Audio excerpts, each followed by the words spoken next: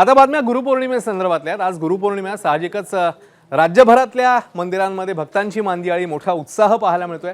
चंद्रपूरमध्ये आपण जातोय। चंद्रपूर शहरातील प्राचीन विठ्ठल मंदिरात गुरुपौर्णिमेनिमित्ताने विठ्ठल रुक्मिणीच्या मूर्तीची रथयात्रा काढण्यात आलेली आहे।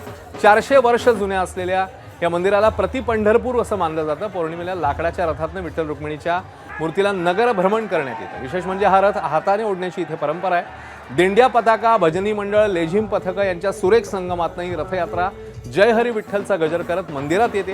हा सोहळा पाहण्यासाठी चंद्रपूरमध्ये हजारो भाविकांची गर्दी झाली होती।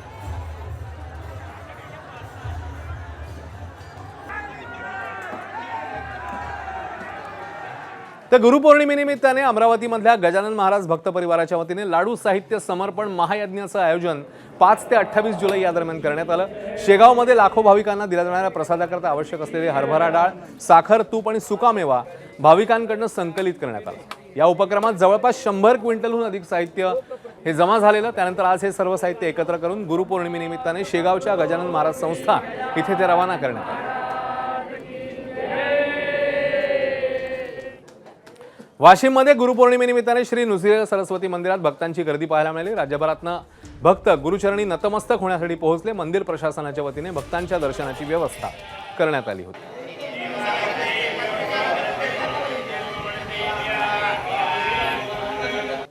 तर गुरुपौर्णिमेनिमित्ताने दादरच्या श्री अक्कलकोट स्वामी समर्थ मठात भाविकांची गर्दी पाहायला मिळाली। पहाटे 5 पासूनच मंदिर दर्शनासाठी जे आहे ते खुलं झालेलं होतं। तेव्हापासून संध्याकाळपर्यंत मिनिटागणिक भक्तांची गर्दी वाढतच गेली।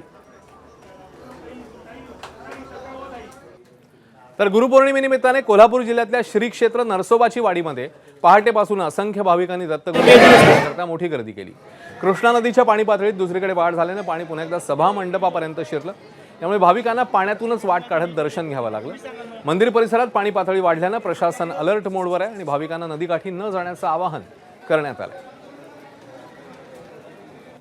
तर सिंधुदुर्गाच्या माणगावमधील प्रसिद्ध असलेल्या दत्त मंदिरात भाविकांनी दर्शनासाठी मोठी गर्दी केली। गुरुपौर्णिमेनिमित्ताने मंदिरात विधिवत पूजा महापूजेचं आयोजन करण्यात आलं। भाविकांनी दर्शन घेण्यासाठी मोठी गर्दी केली आणि दुसरीकडे यक्षिणी मंदिरातही दर्शनाकरता रांगा पाहायला मिळाल्या।